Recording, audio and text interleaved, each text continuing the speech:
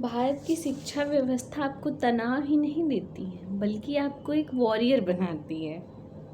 सब सब सब कुछ चुपचाप जो है झेलने की ट्रेनिंग भी देती है। ये मैं नहीं कह रही हूँ, ये मेरे थॉट नहीं है, पर ये सच्चाई है। प्रताप भानु मेहता, आप लोग को पता होगा, भारत के मतलब एजुकेटर्स हैं, बुद्धिजीवियों में भी गिने जाते हैं भाई साहब।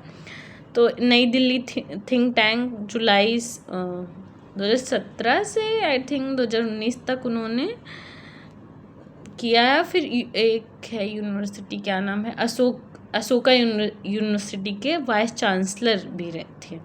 ठीक है, इन्होंने अपने ओपेड में बताया कि जो नीट और सीबीएसई जैसे जुड़े ताज़े मसले हैं, इस टाइम कुछ महत्वपूर्ण इन्होंने अपना जो भी ऑब्जर्वेशन किया हो, और इनके ऑब्जर्वेशन से मैंने क्या ऑब्जर्वेशन किया है कि शिक्षा व्यवस्था छात्रों को वॉरियर कहने के लिए फ्लिप साइड और अन्य पहलू में वो चुटकी लेते हैं। ठीक है, और काश ऐसा होता कि हम एजुकेटर्स आप सबसे नज़रें मिला पाते और कह पाते कि सरकार कभी नहीं कहेगी कि हम माफ़ी मांगते हैं। ऑफ कोर्स नहीं मांगेगी। हमारे देश में एग्ज़ाम से जुड़ा कितना स्ट्रेस सबको झेलना पड़ता है, वो तो हम लोग को पता ही है कि कितना ज़्यादा स्ट्रेस झेलना पड़ता है।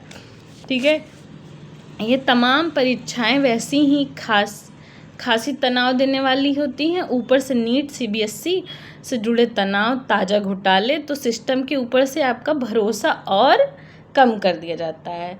भाई भरोसा कम होगा, भरोसा उठ गया है, कम नहीं हुआ है, टूट गया है, चकनाचूर हो गया है। लेकिन हम सॉरी नहीं बोल सकते, ऑफ कोर्स नहीं बोल सकते भैया।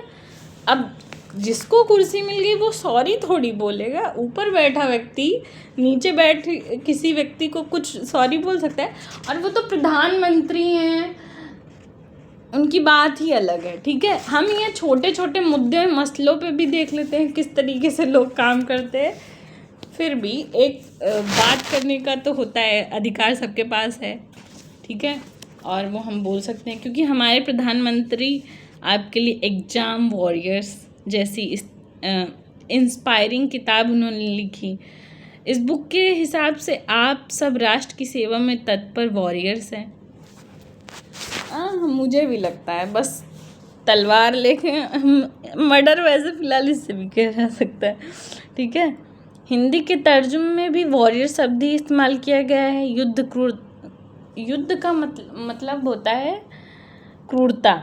युद्ध के मैदान का तांडव भी कभी सुंदर नहीं होता। युद्ध के मैदान का तांडव कभी सुंदर तो नहीं होता है, उसमें गड़बड़ियाँ होती हैं, निराशाएं होती हैं, और प्रधानमंत्री खुद आपको एग्ज़ाम का स्ट्रेस करने के लिए नुस्खे देते हैं।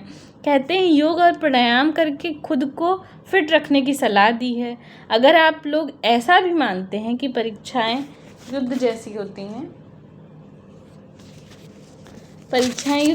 होती हैं, तो फिर यकीनन यह ज्ञान भरी सलाह है। हमारी शिक्षा व्यवस्था आपको संगठित और सिस्टमैटिक क्रूरता लग सकती है। मतलब यकीनन यह ज्ञान भरी सलाह हो सकती है अगर एग्ज़ाम को आप युद्ध का मैदान मानते हैं। ठीक है, सिस्टमैटिक क्रूरता लगती है, जो कि वो है अभी अपने डिजाइन में भी ऐसी है, लेकिन आपको इस रणभूमि के लिए तैयार करिए जिसका नाम है भारतीय समाज, इंडियन सोसाइटी। सबको सब्र का इम्तहान लेती है, और मसालेदार बनाने के लिए हमने इसमें केओस का मतलब होता है अराजकता शब्द आ ही गया है। मुझे तो फील हो रहा है कि जिस तरीके से कुछ बड़ा ही करना पड़ेगा किसी के, जब तक जान मान जाएगी नहीं। ऐसे पहले होता नहीं था कि क्या कहते हैं उसको, धरना प्रदर्शन कर रहे हैं, कोई अपने ऊपर तेल वेल डाल के आग वाग लगा लेते थे, मन हो जाते, फिर उनकी बात फ़िलहाल सुनी तो नहीं जाती थी, मूवी वगैरह में उनकी बातें कभी सुनी नहीं गई।